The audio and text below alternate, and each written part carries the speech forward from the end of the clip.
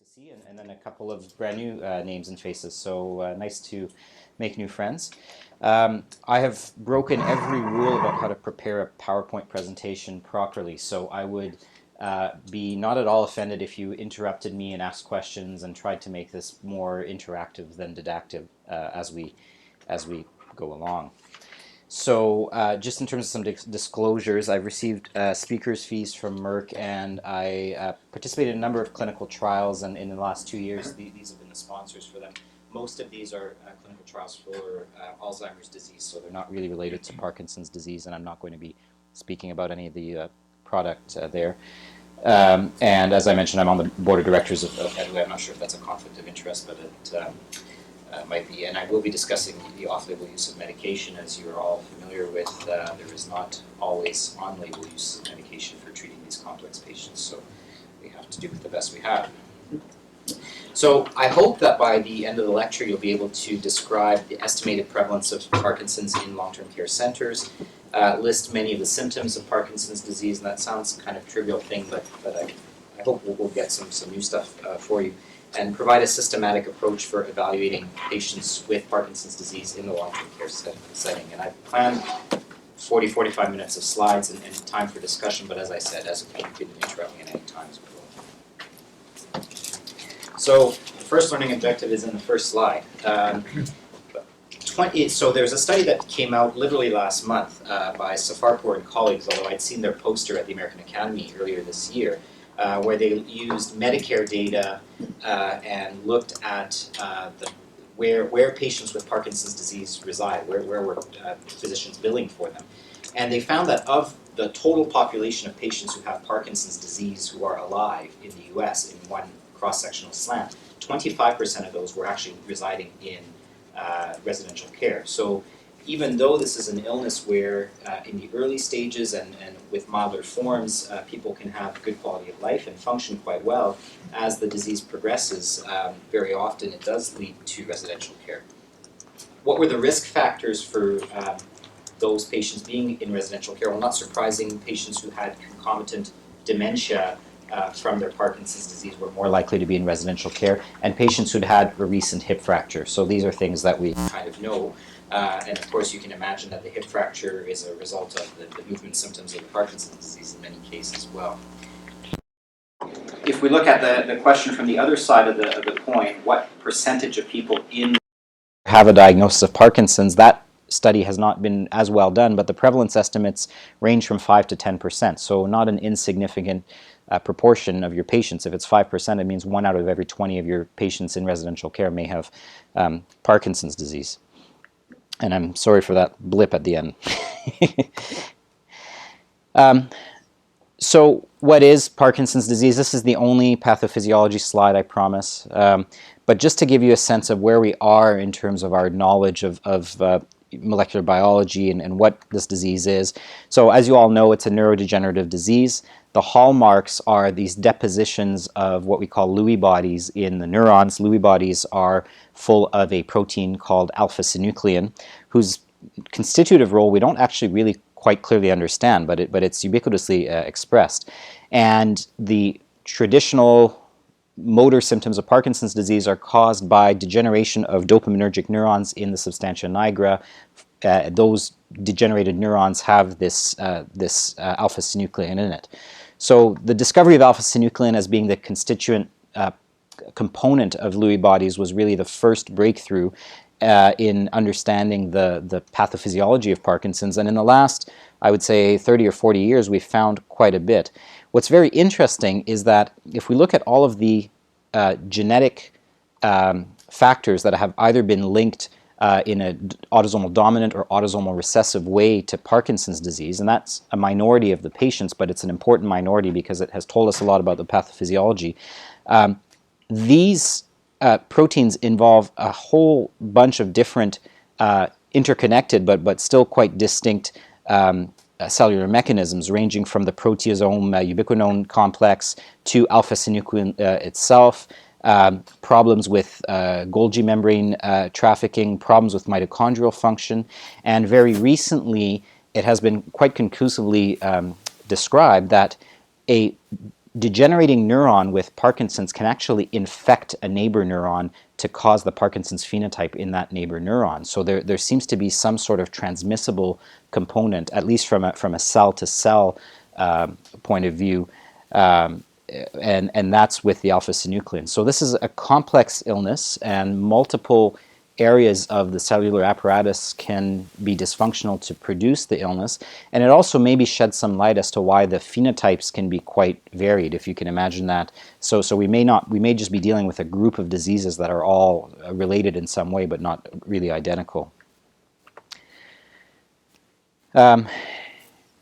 So this sounds like a medical school level question, but I'm surprised at, or not surprised, but we don't often think about some of the things that our patients with Parkinson's disease are suffering as really being part and parcel of their illness. So I'm going to throw this question out here. What would you consider to be typical symptoms of Parkinson's disease, particularly in the population that you see or you treat?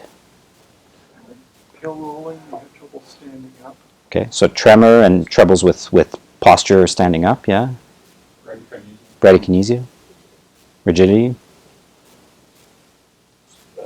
Whisper something. Postural instability. They stare at you uncomfortably. They stare at you uncomfortably. Okay. Well, and let me dig into that a little bit. Why are they staring at you uncomfortably? Is that a purely motor thing, or is that a behavioral thing, or?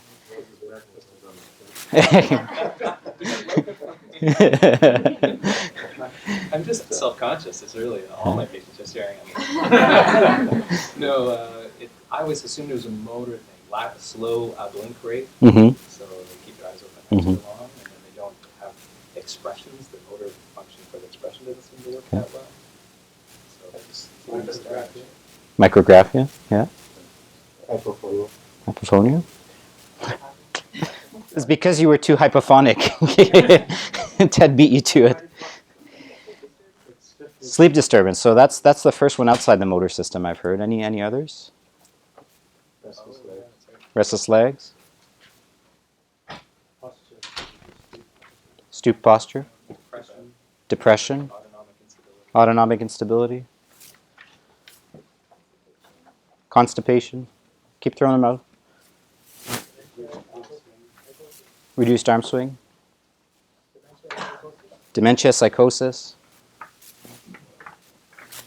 So pretty complex illness. And we've done a real disservice to the world in neurology by calling this a movement disorder and by calling specialists in Parkinson's disease movement disorder specialists, because yes, abnormal movements are an important feature of the illness, and in fact they were the initial feature described by Dr. Parkinson in his essay on the shaking palsy. But as we become better and more adept at treating these motor symptoms, the non-motor symptoms become much more apparent. So we talked about the motor symptoms here: tremor, rigidity, akinesia, and gait impairment being the hallmark features, and many of the other symptoms that you mentioned, or signs that you mentioned, can be wrapped up into these. So akinesia often will fit into that category with the reduced blink rate and reduced facial expression, etc. The postural instability is part of the gait impairment. The stooped posture is part of the gait impairment. The reduced arm swing is part of the gait impairment. So those are the cardinal motor features, and those are the motor features upon which a clinical diagnosis of Parkinson's is often made. But we touched on some of these somatic non-motor manifestations, so sleep disturbances, and that includes REM behavior disorder, but it also includes insomnia, both initial insomnia and maintenance insomnia, olfactory dysfunction. Almost to a T, if you ask patients if they can still taste food and if they still smell as well, they will tell you no. But if you don't ask them about it, they never think about volunteering that. Visual disturbances, and that can include psychovisual disturbances like hallucinations, etc., later on in the condition. But early on, patients will often complain of blurred vision, difficulty with distance reading, and that comes from difficulty with the vergence system in controlling eye movements. Constipation is a huge problem in patients with Parkinson's. Even if, regardless of what their sleep disturbance is, excessive daytime somnolence can be, dysphagia, autonomic dysfunction, which runs the gamut from orthostatic hypotension, urinary symptoms, sialorrhea, hyperhidrosis, pain, and appetite and weight changes. So when you're admitting your patient to a residential facility, you have your work cut out for you if you're trying to get down this checklist here and see what's going on with them. And in addition, there are many other neuropsychiatric non-motor symptoms of this illness that are quite important. So cognitive dysfunction is becoming more and more well described in this illness. The traditional idea was that patients with Parkinson's lived many years before they developed dementia. We now know that that's more along a spectrum. There are many patients who will develop dementia relatively early on in their illness. If they develop it within the first year of the motor symptoms, by definition, they have Lewy body disease, but there's a lot of debate about whether Lewy body is just one extreme of a spectrum with Parkinson's disease. But even patients who don't develop overt dementia may develop milder levels of cognitive impairment throughout the course of their illness. And then, as I mentioned, frank dementia is a common feature, particularly later on in the illness. Hallucinations were mentioned and can be a problem. With the hallucinations can come delusional thoughts. Anxiety, depression, and apathy are all much more common in Parkinson's than in the general geriatric population. And impulse control disorders, particularly as a side effect of dopaminergic medication, can be there, and sometimes it can be quite severe. And you see people who've gambled away their life savings and didn't realize that it was a symptom of their illness. So this is sort of the average trajectory of a patient with Parkinson's disease, and it goes to show that what we know now is that many of the so-called non-motor symptoms actually develop many years before Parkinson's actually comes on, and they're at a nuisance level where patients may or may not really have mentioned it to their physician. So constipation may actually be the first symptom developing 20 years before the onset of motor symptoms. REM behavior disorder, excessive daytime somnolence, changes in olfaction, and mood changes may develop also a significant amount of time before the motor symptoms. The REM behavior disorder is neat as well. Again, almost to a T, you can ask the spouses of the patients if before they were diagnosed they were kicking their spouse out of bed, and many of them will say, yeah, they were. So they were thrashing around in bed. Is everybody familiar with REM behavior disorder? Anybody want clarification? Never heard of it. Never heard of it. So REM behavior, in REM sleep, we have these different stages of sleep at night. REM sleep being the one where you consolidate memories and you dream. And it's called REM because you have rapid eye movements during REM sleep. Probably the most important phase of sleep for us. Because you're dreaming during REM sleep, there's a mechanism whereby you actually are paralyzed during your REM sleep. So you can be dreaming and everything from the neck up moves, so you have the rapid eye movements, but your body is paralyzed. In REM behavior disorder, that mechanism for paralyzing the body gets shut off. So patients actually act out their dreams, and sometimes they can do it quite violently and punch holes in the walls and throw their spouse out of bed and run around. And again, patients may never have mentioned this to you because not thinking that it was abnormal or not realizing that there was a medical issue going on. Yeah. Can that be triggered by SSRI use? Yeah, so it can actually, yeah. It can be worse. Very often, it won't be, they will have had it underlying and the SSRI unmasked it. So you'll withdraw the SSRI, you'll treat them for a period of time, and maybe down the line they may actually still develop their REM behavior disorder. Yeah. No, it's different than restless legs, but restless legs is also a problem in patients who have Parkinson's disease. Restless legs is an inner feeling, it's almost an akathesic feeling that you have to move your legs. They're not painful, they're not itchy, that you have to move them. It tends to happen when you're horizontal and when you're about to fall asleep, so it's very annoying because patients are about to fall asleep and then they get this feeling that they have to move their legs around. But the movement in the restless legs is voluntary, whereas in the REM behavior disorder, you're asleep. The patient's unaware that they're doing it, and so it's really the bed partner who's describing it, or the patient when they've woken up and they've hit something or they've fallen out of bed. REM behavior disorder is, yeah. So 50% of patients with REM behavior who are diagnosed with REM behavior disorder will develop Parkinson's or one of the other alpha-synucleated mediated neurodegenerative conditions, but not restless legs. Yeah, yeah. So I think you kind of answered my question. Does it only happen with Parkinson's? The REM behavior disorder? Yeah. So some people will have just, well, we think some people will just have idiopathic RBD. until they die from something else. And the question there is, would they have developed Parkinson's if they had lived long enough? And it's not only Parkinson's, but it's some of the conditions related to Parkinson's, in particular multiple systems atrophy and Lewy body disease. Any other questions about that? So as they've developed these pre-motor symptoms, they will start to develop motor symptoms, and some of the non-motor symptoms still predominate at that point. And so they may have mild cognitive impairment. Whoops, sorry about that. They may have things like pain and fatigue, and we'll touch on those a little bit more. As the disease progresses, they begin to have complications from the treatment of their medication, such as fluctuations and dyskinesias, and we'll touch on those. Psychosis can be a complication of the medication, but it can also be a symptom of the illness itself. They develop worsening of their motor condition, and the non-motor symptoms worsen as well. So this is really a whole person illness. It's not just a movement disorder. I think if that's one thing you can take away with you, that would be a helpful thing. Why does it happen this way? Well, we now think we understand something about the progression of Alzheimer's pathology in the average case. And interestingly, the disease starts in some very low brainstem symptoms, brainstem regions, and in the olfactory bulb. And then as the condition marches on, the deposition of Lewy bodies marches on in a relatively orderly fashion up the brainstem. And so it's really only once you've reached a certain pathological burden of disease that you're actually starting to have the Lewy bodies deposited in the substantia nigra and causing the cardinal motor symptoms. And as the disease progresses further on, then Lewy bodies become deposited more diffusely in the brain. This observation was made by Doctors Brack and Brack in the Netherlands, who are neuropathologists, who had a very detailed autopsy case series, so they could correlate at what stage patients were clinically with what the autopsy showed, and that's how they made this observation.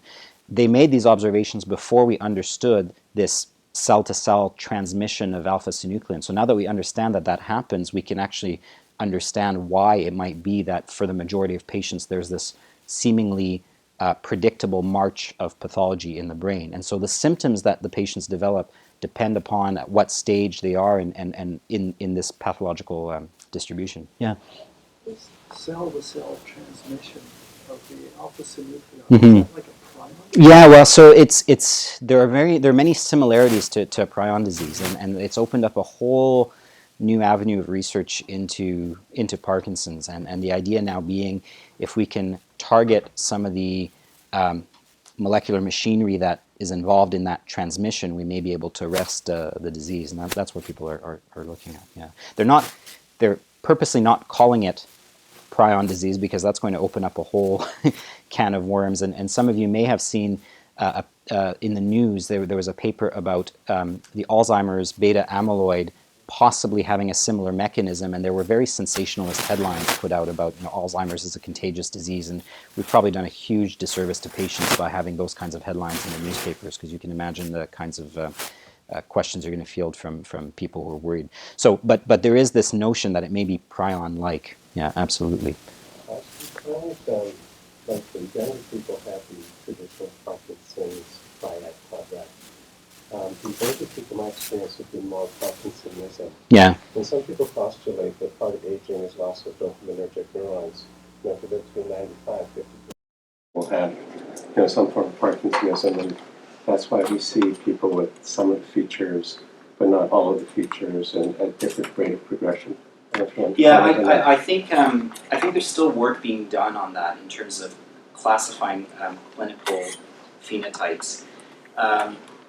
Many, but not all, movement disorders specialists will agree to be at least two clumps of patients, and some are near the middle, but one clump being the tremor predominant phenotype, and those tend to have that more motor symptoms early on, a longer duration before they have very significant non-motor symptoms that need to be treated.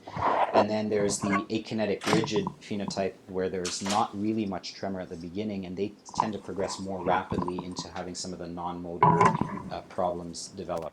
But there are many patients in the middle. So it may be that the elderly patients have more of that akinetic rigid phenotype, and it may be a different disease than the tremor predominant, I think. Going through a facility I think that 10% is a real underestimate. You know, that if you walk through the woods, a lot of these people have Parkinsonism. Yeah. They've got rigidity. You know, if they could walk, their gait would be a shuffling gait. They've got sleep disturbance, you know, REM problems. None of them have smell, you know, sense of smell and taste. So. Yeah, no, that's a good point. And then much of that Parkinsonism may be vascular as well. So knowing whether that patient had significant vascular risk factors, knowing whether they've been tried. I would hope that it's not uncommon, but I may be just being idealistic, that a patient comes in and has significant Parkinsonian symptoms and has never been tried on a dopaminergic medication. If you're encountering that patient, it's a good time to try it, because you may actually do them some harm. They may have some of the underlying Parkinson's pathology, but it may be more vascular or something like that. Yeah. Other questions at this point?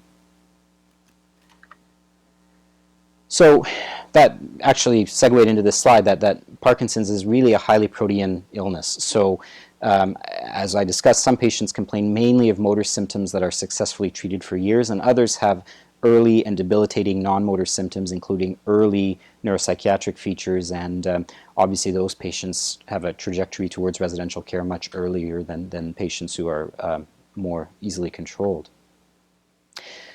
So what are some of the challenges that you've experienced in terms of treating the motor symptoms of Parkinson's? So again here, just falling back to the gait problems, the rigidity, the tremor. I'm sure that you get asked to see some of your patients who are having some difficulty with these issues from time to time. What are some of the challenges that you've faced? Patient who has fallen 3 times in the past 2 weeks. Mm-hmm. And what do you do about that? That's the question. Yeah, yeah. So that's a good one to keep in mind. Any other challenges that you met? Sleep disorders. Okay. I was so depressed about his Parkinson's that he stopped eating. Mm-hmm. Everyone hear that at the back? Fellow who was so depressed he stopped eating. So that's not good. Pain. Pain. Other issues that are coming up? Measuring response to treatment.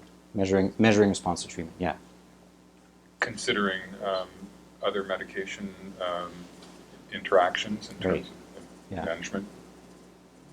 Communication. It'd be hard to talk to them because it's hard to hear them. Hard to hear them? Yeah. Running into issues with med side effects, dosing, and finding that So how to balance. dose their medications. Yeah. So we'll touch on some of these issues here. So again, focusing first on the treatment of the motor symptoms, because by the time patients end up in residential care, if they've had a diagnosis for a period of time, they will likely be on some sort of combination of medications for their Parkinson's. And now your question is, now what do I do with this? And so some people touched upon that. How do I gauge whether this is interacting with other medications? Are they having the right kind of response to these medications? Is that patient who's falling 3 times, is that related to their medication or is it unrelated?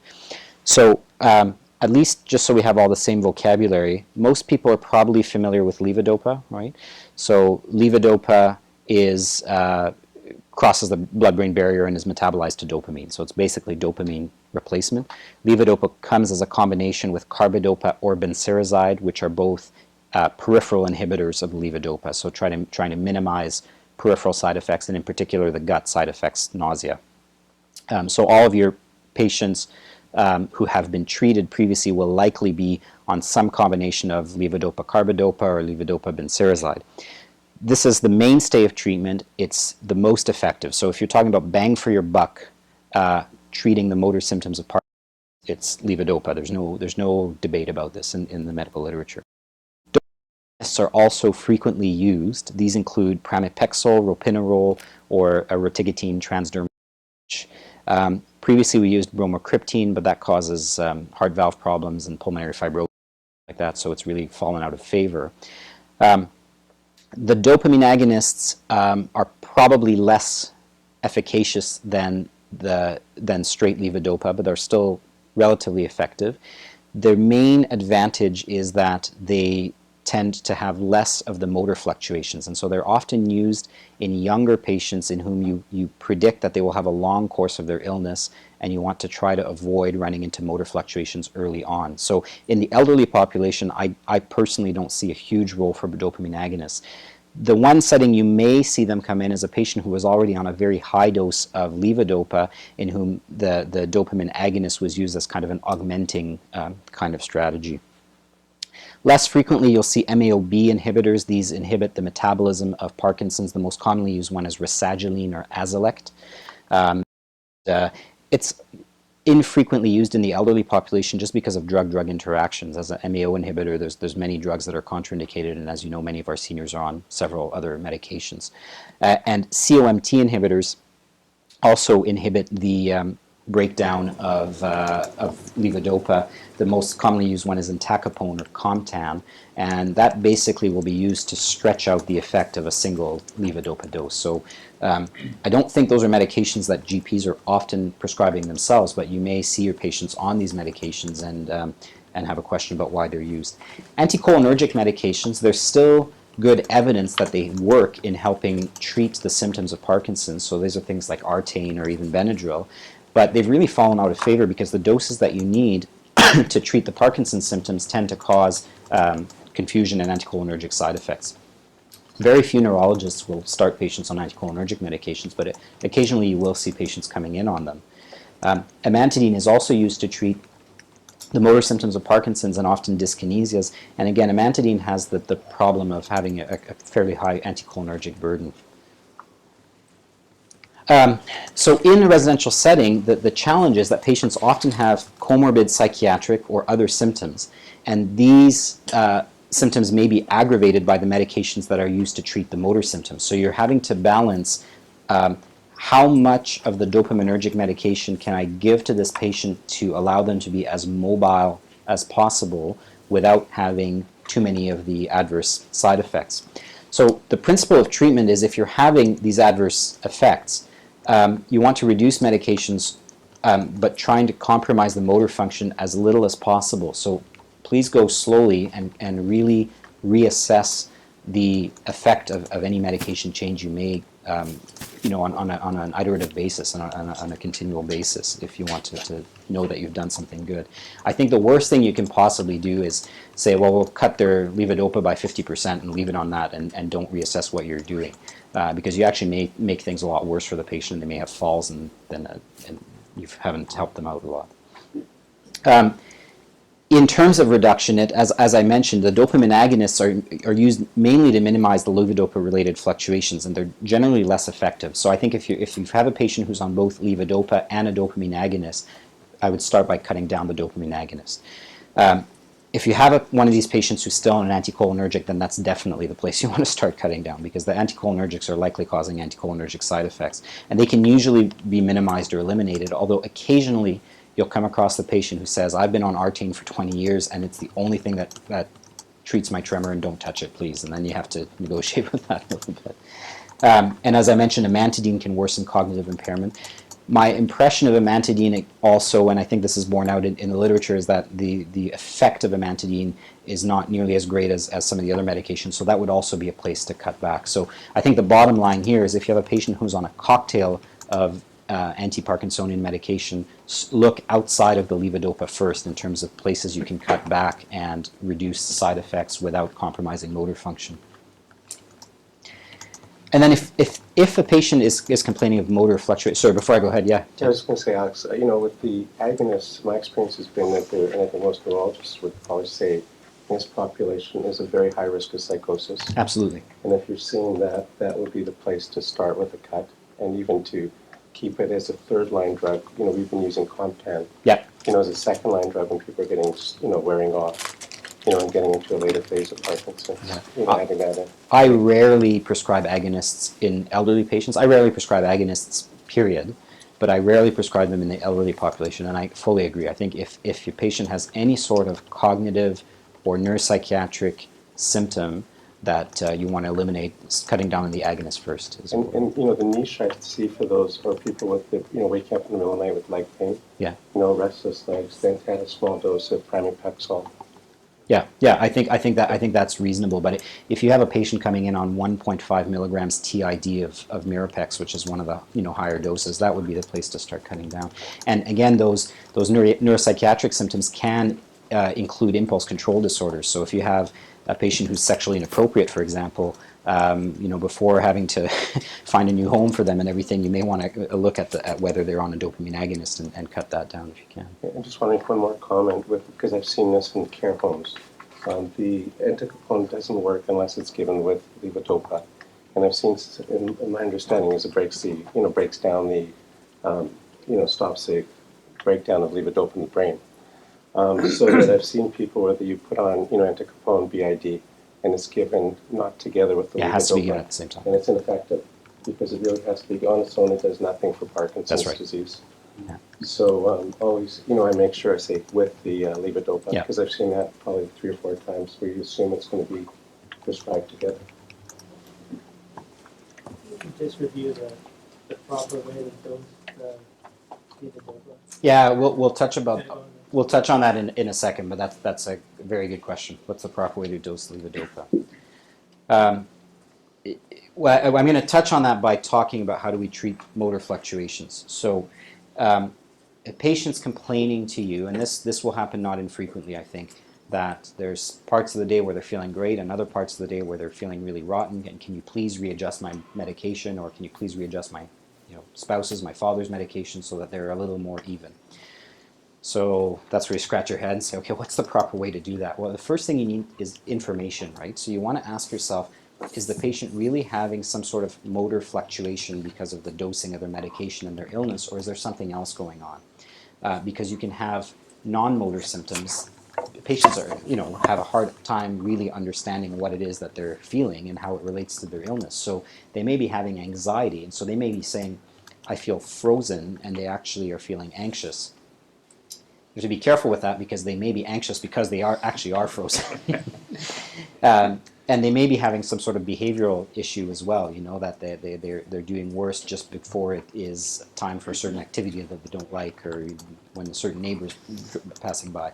So I really think, and this is very hard to get, but you need to work with nursing staff and care aides and things like that to try to get a short chunk of behavioral charting on these patients. That's the only way you're going to know what's happening. And at the end, I'll talk a little bit about some of the things. It can be fairly simple, but you want to know, are they moving well or not, and are they anxious or not, and are they psychotic or not? And you want to see where those things line up, because if their periods of anxiety correlate with periods where they're moving well, then you know that it's not really a motor problem, and readjusting the levodopa is not going to be helpful. On the other hand, if it's very clear that 2 hours after their levodopa, in those first 2 hours they're doing great, and then after that, the next 2 hours they're doing really crummy, then you know that this is really a wearing off. And then if on top of that you see that that's when they get agitated, you understand why they're getting agitated, and you're not going to put antipsychotics, which are actually going to make the problem worse. You're going to treat them by redistributing their dopaminergic medication. So I really think it's important to have this behavioral charting. If some of you have patients who have families that are really on the ball and really want to be involved, this is a time to get them involved and say, look, if you're going to be here at all hours of the day with Dad, can you make some notes for me and try to help me figure out what the problem is here? So some of the problems that can happen are wearing off. So that means they get a good response to their dopaminergic medication, and then they don't. The most easy to treat is so-called end-of-dose wearing off. So that's the example I gave you. Let's say a patient is receiving medication at 8 a.m., 12 noon, and 4 p.m. At 11 and at 3 p.m., they're feeling that they're not responding to their medication anymore. So that means the duration of the levodopa in that individual, it no longer covers them till their next dose. The simplest way to treat that is more frequent dosing. So to indirectly answer Phil's question, there isn't really a right dosing. It's the right dosing for that patient. Many patients early on will be given a TID dosing because the drug may last that long. But if you're noticing a very predictable wearing off phenomenon, then you can actually redistribute the total dose that they're getting during the day and give it to them more frequently. There's a controlled release. You can try the controlled release. The pharmacokinetics of it aren't ideal. So the idea would be that it gives you this nice, smooth distribution, and in reality, it's very erratic. Some people seem to have a good response to controlled release, but there are many people who don't. So it's not, for most of us, it's not our go-to. The place where people will try to use controlled release are people having a lot of symptoms during the middle of the night. They wake up, they're stiff, and they can't adjust their bedcloths, and they don't really want to try to take a pill at that point. And sometimes we buy them some time with trying the controlled release during the evening. But that is an option. I should have listed it here. So trying the controlled release is an option. My experience, not the one that works the best. The more frequent dosing, if it's feasible from a nursing and a patient palatability point of view, is probably the easiest solution for this problem. If not, then you can add an MAO-B inhibitor. If the patient is not on a lot of concomitant drugs that are metabolized by monoamine oxidase, that's an easy option, except it's expensive. It's non-formulary drug, so they have to have the money for it. But that would be rasadrolene. It's 5 milligrams once a day. Yeah. What's the maximum number of times per day you give levodopa? As many as the patient will tolerate. Yeah.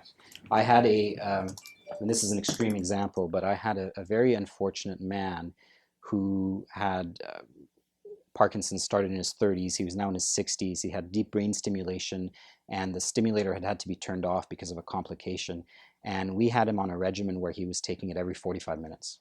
But he would rather do that, and his wife would rather just pop a pill every 45 minutes to keep him in some level of mobility than nothing at all. So, yeah. So there isn't really a ceiling dose in neurodopa started, so they're kind of assuming. Yeah. That's the first question. The second part of the question is that the formulation. So there's basically a 100/20 by 110.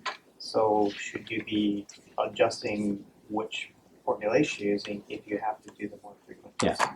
So in terms of the first question, I don't think there really is a ceiling dose, but most people will naturally ceiling out somewhere around 2 grams of levodopa because they start to get too many side effects. But the ceiling is where they get side effects. So in some patients, elderly patients with comorbidities, that ceiling may be 300 milligrams, right? You may not be able to ever push it up farther because they're floridly psychotic and there's nothing you can do about it. So that's question one. Question two about the carbidopa dosing. So the idea is that you probably don't need much more than 100 to 200 milligrams total of carbidopa to block it all peripherally. And that's why the 100/10 dose exists. Most people don't really have any side effects to the carbidopa, so I don't think it's that important to go to the 100/10, but you can try it if you're worried about, if you want to just try to minimize the total amount of drug that's in their system. Yeah. One of the good tips that somebody told me about starting with Cinemet was that you need at least 75 milligrams of carbidopa in order to block the peripheral effects. Right. So that you get the nausea and the people who hate taking their Cinemet because they can't tolerate it initially. If you don't have at least 75 milligrams of carbidopa, then they're going to get side effects. You have to give them something like domperidone until you build them up. Yeah, so that's a good point. That's the flip side of going to the 100/10 is you might wish that for those patients that you're really starting with a small dose, there was formulations that had more carbidopa. Benserazide seems to work at smaller doses, even though it's dosed the same. So sometimes I have patients who are on small doses who aren't tolerating the levodopa. I'll switch them to the levodopa benserazide instead of the levodopa carbidopa. The only real downside to it is it's a capsule, so you can't break it into smaller doses. But other than that, it works just as well. So the MAO-B inhibitor is an option, and the COMT inhibitor is an option, and we touched on that with that's Comtan or entacapone.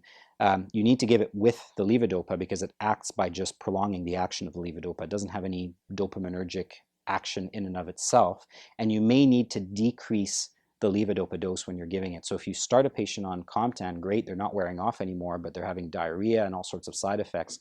Try first decreasing the levodopa before deciding that they can't tolerate the Comtan.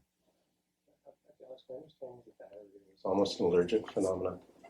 With some of the people can get colitis it can from be, it, so yeah. if you get diarrhea, I've generally been taking people off. If you get severe, if they're talking about upset stomach and things like that, yeah, some patients get this sort of like metformin. They just get this really severe diarrhea that won't go away no matter what you can do. Yeah, but first, I think it's still worth trying to reduce the levodopa first and seeing if that happens. The other type of wearing off is the unpredictable wearing off, or sometimes slightly related is the missed dose phenomenon. So it's every once in a while, it's just as if they never took their medication. And that's a little bit harder to treat. The first thing you want to do is see whether they're having high protein loads at the same time as the levodopa, because protein can bind and prevent the absorption. Um, and if you've done all that, then sometimes the best answer is just to give a rescue dose, and you prescribe, and hopefully you're in a facility where they're allowed to give PRNs, because if you're not, it becomes a little bit challenging. But the rescue dose is a good option, and if you crush the pill, it may have a quicker onset of action. Freezing, so when they describe that they all of a sudden they freeze and can't move, again, rescue doses. And if you know that it's a patient who's prone to freezing, then you need to have a clear nursing plan for what happens when this patient's halfway down the hallway and all of a sudden they've frozen, okay, so that you can minimize falls. Moving on a little bit, dyskinesia. Is everybody aware of dyskinesias? These sort of twisting, abnormal movements. You can have unpredictable dyskinesias, and there your really only thing is to try to decrease the total dopaminergic drug burden. If the patient has no risks for cognitive impairment, you can try amantadine, but again, that's got some anticholinergic potential, so be careful with that. I would start in small doses. They say that, you know, a target dose would be 200 milligrams a day, and I will start them on a liquid form and just start them at 50 milligrams and build up from there just to make sure they tolerate it well. And if they get peak dose dyskinesias, which means a certain predictable time after getting their dopaminergic medication, the dyskinesias come on, then you can try giving smaller doses more frequently again. So it's a similar kind of approach to if they're getting wearing off. So we talked about this a little bit. So I'm going to move on to some of the neuropsychiatric symptoms of Parkinson's and how you treat those. First thing to recognize is there tends to be two broad patterns of cognitive impairment in Parkinson's disease. One is the subcortical pattern, and the pathophysiology of that is very much the same as the pathophysiology of the movement symptoms. It's the decrease of dopaminergic projections to, this time, the prefrontal cortex rather than to some of the motor areas. And the pattern there is slow thought processing, concentration difficulties, executive dysfunction. So those are the patients that are intimidating Ian a little bit, that are just kind of staring at him and really taking a while to get going. Then there's the cortical pattern, which is due to diffuse Lewy body deposition in the cortex. And so those are the more prominent visuospatial and memory problems. And it's never a clear bag. Many of the patients who have prominent cortical features, if you go on to do an autopsy, they have this overlap condition between Parkinson's and Alzheimer's. So we always, we sometimes think when patients come in as, oh yeah, he was diagnosed with Parkinson's, Alzheimer's, and vascular dementia, and say, well, nobody knew what was going on. Well, no, they're probably right. They probably have all three of them, and that makes it very tough.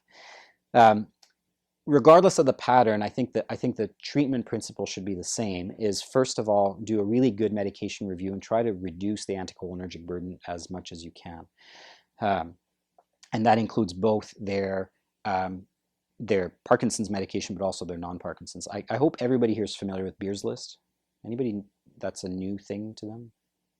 No? Good? Okay, good. So bringing out the Beer's List and looking through that, I always get surprised every once in a while and get caught off guard that there's a medication there that I hadn't thought about. So a good medication review can help. And then cholinesterase inhibitors are worth a shot. We all know that the debate about the clinical efficacy of cholinesterase inhibitors, particularly in Alzheimer's disease and in a long-term care setting. My experience is that there are some patients with Parkinson's, and I think that's borne out in some of the earlier literature on that really do seem to respond quite well to the cholinesterase inhibitors, and it prevents you from having to cut back on their dopaminergic medication if you give them a cholinesterase inhibitor and that clears up enough of the confusion that you feel you can go on with the dopaminergic medication. I don't think so. Yeah, there was a lot. People used to say, "Oh, rivastigmine for Parkinson's," because that was the first drug tested in Parkinson's. But I don't think one works better than another. Yeah, I was just going to say, Alex, there have been two clinical trials, very well designed ones, which showed benefit in Parkinson's dementia, and also an earlier one with Lewy body dementia. Yeah. So. Yeah, and if you look at the Cochrane review now, they've included a bunch of other trials as well on that, and I think it's worth a try for sure. You're doing a trial of a cholinesterase inhibitor. How long should you persist before you know if you give it a good chance to work?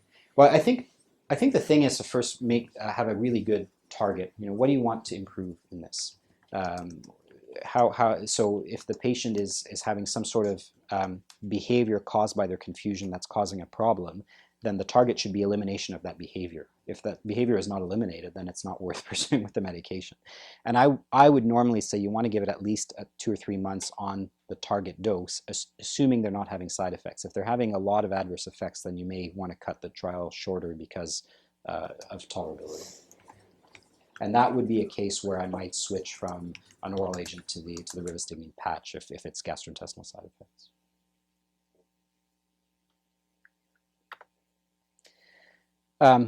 Psychosis, and so this principle actually applies to any sort of sudden change in a condition of Parkinson's. Their movement is worse, they're suddenly psychotic. First thing you want to do is look for delirium and do a thorough workup for delirium. If there are, again, you want to fall back on your behavioral charting. Is there triggers for some of the psychotic behavior, some of the hallucinations? And then you want to ask yourself, are the symptoms really needing to be treated? So if the delusions are relatively benign, if the hallucinations are relatively benign. I had a patient who used to sit on their porch and watch the public theater outside of her window every night, and she would tell me about Gilbert and Sullivan and all sorts of things that were going on, and quite clearly hallucinating. And when the children would come to visit, they would tell me, oh yeah, she's sitting there and clapping and looking at it, it's real to her. But it was totally non-threatening and not bothering her, so there's no real indication for treating that, knowing that the adverse effects of their medication to treat psychosis is pretty high. But on the other hand, if the patient is terrified about what they're seeing, or they're aggressive, or they're acting out, then you need to treat. And again, first principle should be slowly reducing their dopaminergic medication as treated. This is where, again, considering cognitive enhancers might work. I've had a few patients who their delusions or their psychosis goes away with a cholinesterase inhibitor for a period of several months or a year, and you've bought them some time without having to expose them to an antipsychotic medication. So I think that's worth a try. Some of my colleagues like memantine. I've had patients who've had paradoxical reactions. There are a couple small trials showing that memantine helps, but there are lots of case reports with these paradoxical reactions, so I don't know about memantine. There's mixed evidence for the efficacy of quetiapine, but expert guidelines recommend that it should probably be the first tried because it's the safest and easiest to use. And again, it's off-label, but at least it has been trialed and shown that some trials did show an efficacy of quetiapine for psychosis in Parkinson's patients. The best evidence is actually for clozapine.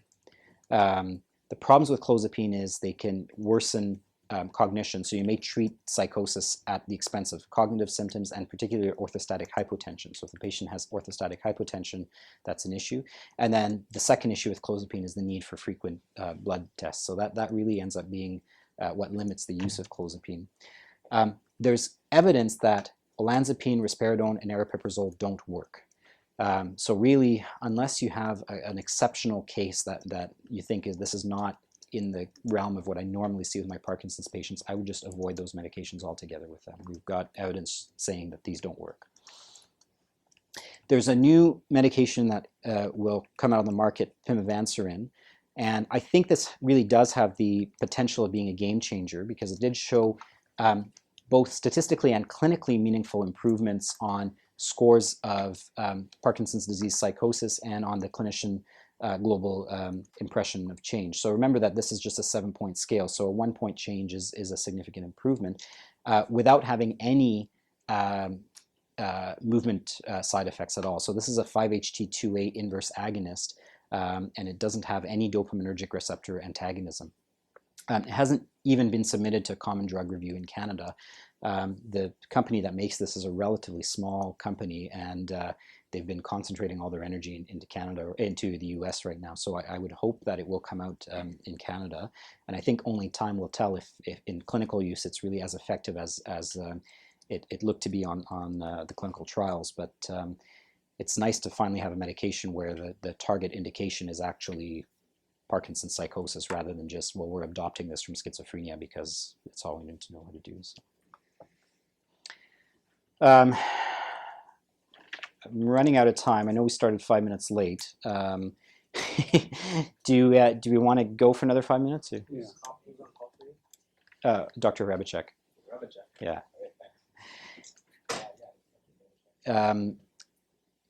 Yeah, so Are we comfortable going for another 5 minutes? Okay. So anxiety. Somebody mentioned anxiety as being an issue earlier on. Patients can have this chronic level of anxiety, and they can have these really intense bursts of episodic anxiety. So you want to try to distinguish what is happening. Often the episodic anxiety may be related to the motor fluctuations. So you have a patient who's getting really anxious at 10 a.m., 2 hours after taking their medication. That's where that charting comes in. Well, not only are they really anxious, all of a sudden they can't transfer and they can't move and they're totally frozen, and that's why they're getting anxious. And so changing the administration of the dopaminergic medication is going to be helpful here. So again, I can't stress how important getting that information is. But chronic anxiety is also very common in Parkinson's disease. Up to 40% of patients will have it, and probably more, I think.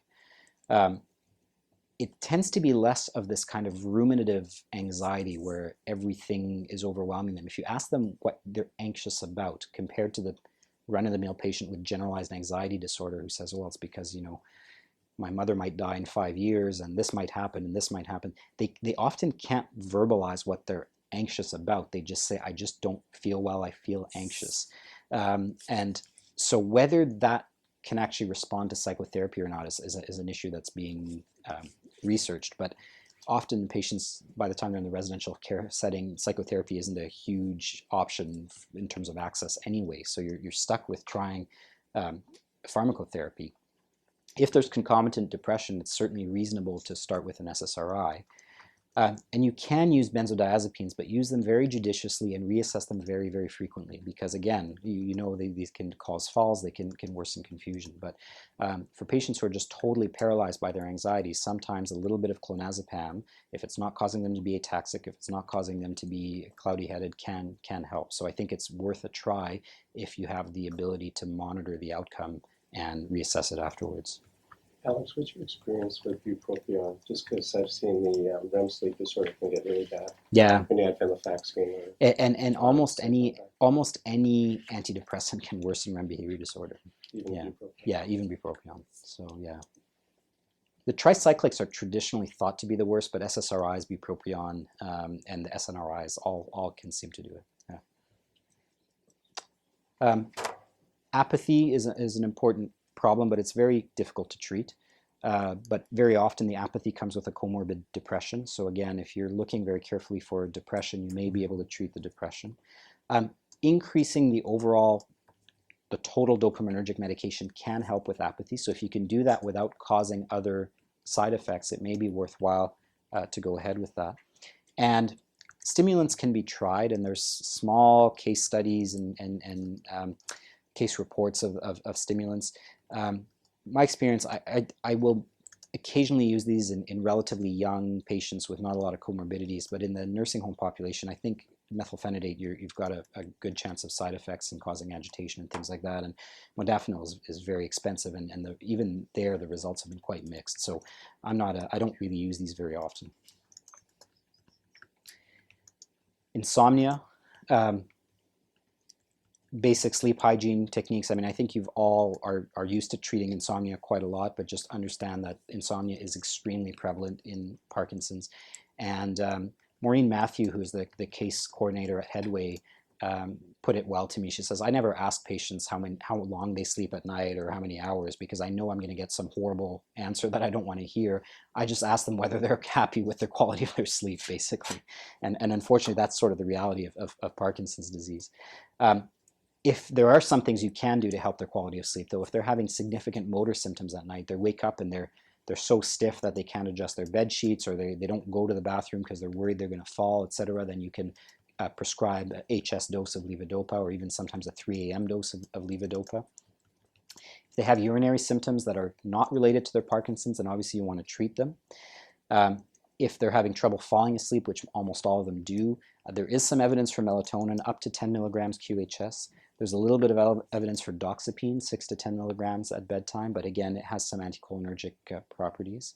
And many people use zopiclone and trazodone as we do in a residential care setting anyway. One of the tips that I heard from somebody else as well is silk sheets really help Parkinson's patients turning in bed. Yeah. Yeah. That's a good point. Although I don't know how often you can convince The people to nursing home, bring you're very, they silk have them sheets. stacked. Yeah.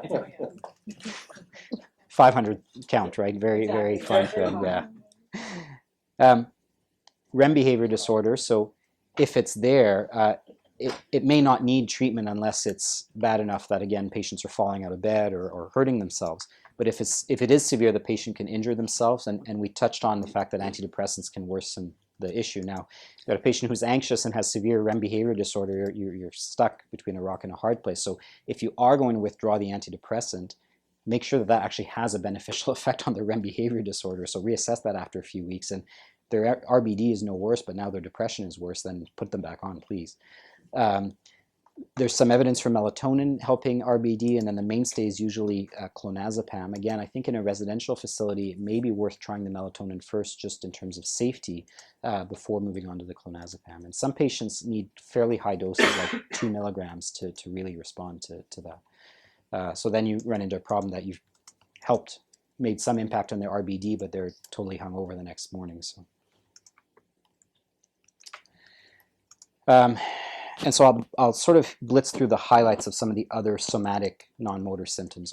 I think this is a real problem for you, orthostatic hypotension, so I wanted to touch base on it really quickly. Orthostatic hypotension can be worsened by the dopaminergic medication.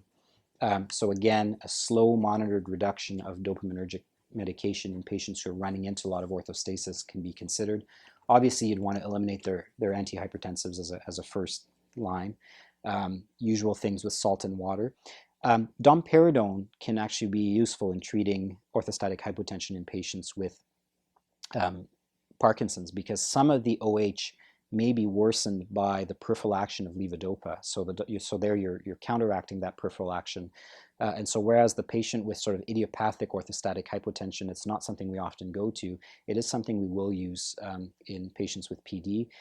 There's now warning about potential for cardiac arrhythmias with domperidone. That warning is particularly with doses of 40 milligrams daily or above. So I would start at 10 milligrams TID or less and monitor the EKG. If there is concomitant constipation, you can consider physostigmine. I'll have to say I've never done this myself, but if we look at the guide for management of non-motor fluctuations that's published by the Parkinsons Society, they actually recommend this. So I may try this in the future. Physostigmine is Mestinon. It's a medication we normally use for myasthenia gravis.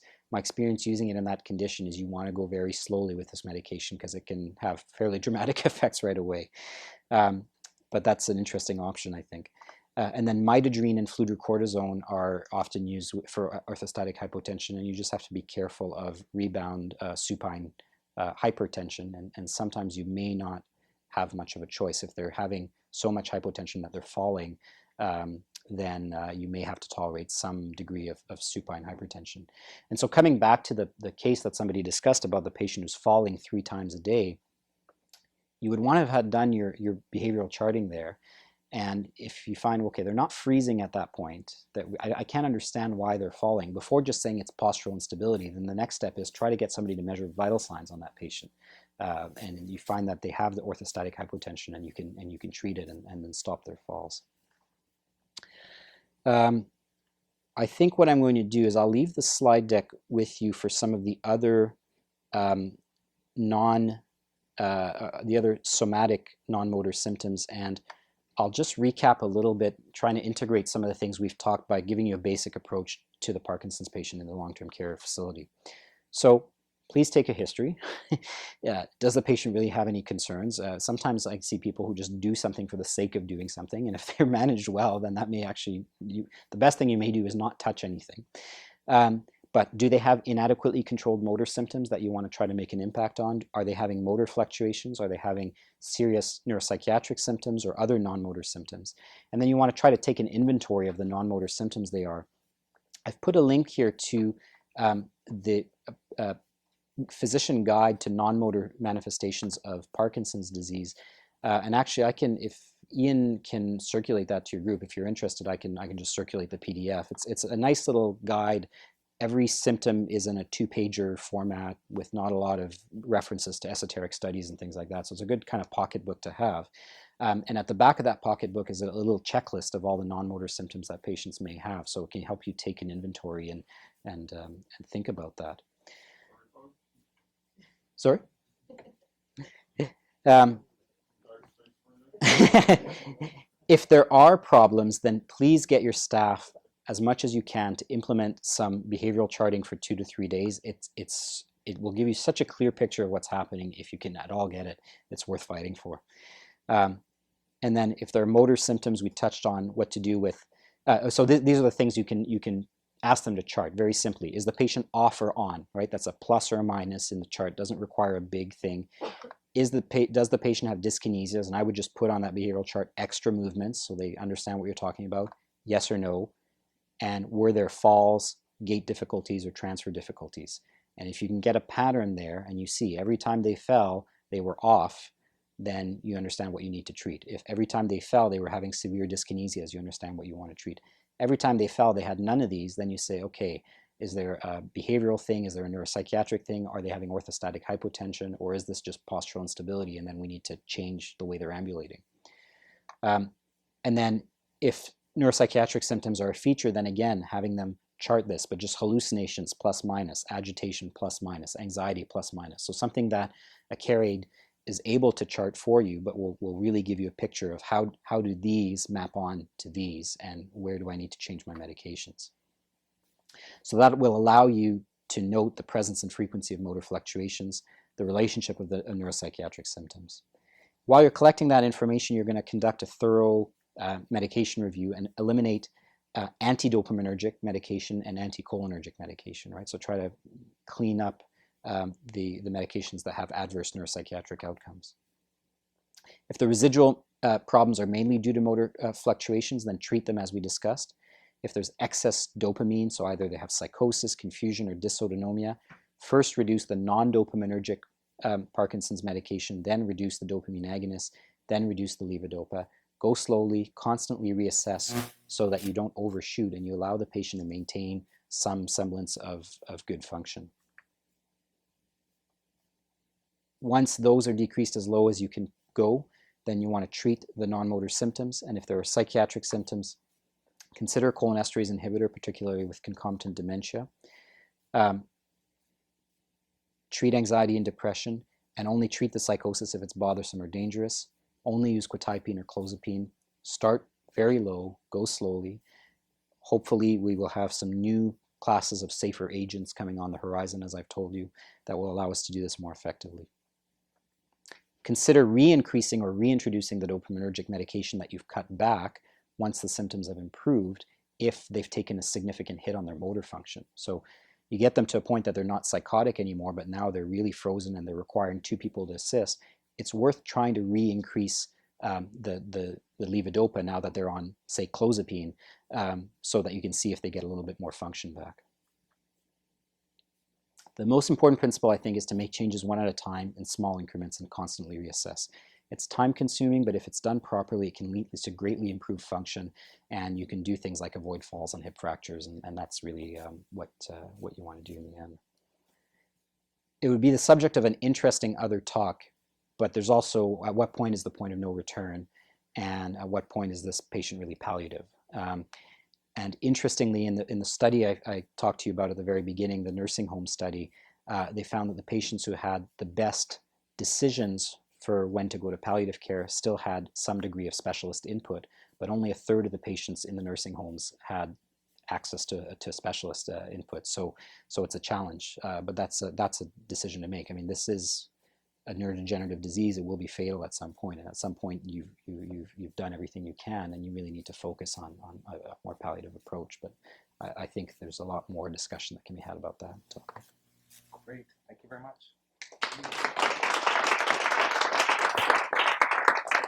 I'd like to entertain 1 and maybe 2 questions, then there's a 10-minute break, and we'll do the next one, okay? Will your slides be available to us? Like we have Dropbox. I understand that they are. Is that correct? Yes. Totally. Yeah, I'll leave it on the. Yeah. Put them up there like today. I like to do it right away because I know you gotta repeat the information for it to stick. And so maybe what I'll do is I will download that physician guide as well with it that you can upload there. Okay. Yeah. Yeah, I just wanted to ask your advice about being to Parkinson's, because that seems to really impair, people with advanced Parkinson's. Yeah. Even earlier on, it's difficult to treat. one of the slides I skipped, and I'm sorry. So first question is, what is the cause of the pain? Is it related to freezing or wearing off? So if the patients are really having this profound off, that can actually be painful, and so then you would treat that the way you would treat the motor fluctuation. That's what you would focus on. Patients can develop dystonia, which are sustained involuntary contractions of the limb, and dystonia can respond to dopaminergic medication again. So if they're having dystonic hand or foot postures, then that's a sign that maybe try increasing the levodopa. Sometimes you can get a physiatrist or a neurologist to actually inject some Botox into the dystonic limb. They can get coat hanger headache with orthostatic hypotension. So if they're complaining of pain in their shoulders and back of the neck, then look for orthostatic hypotension. And then central neuropathic pain is very common. So these are this weird, I can't point to it, it hurts, everything hurts, my legs hurt. There's patients who've been described who have these weird pelvic pain syndromes. And so there, it's the mainstay of neuropathic pain treatment, pregabalin, gabapentin, antidepressants, and not always 100% effective.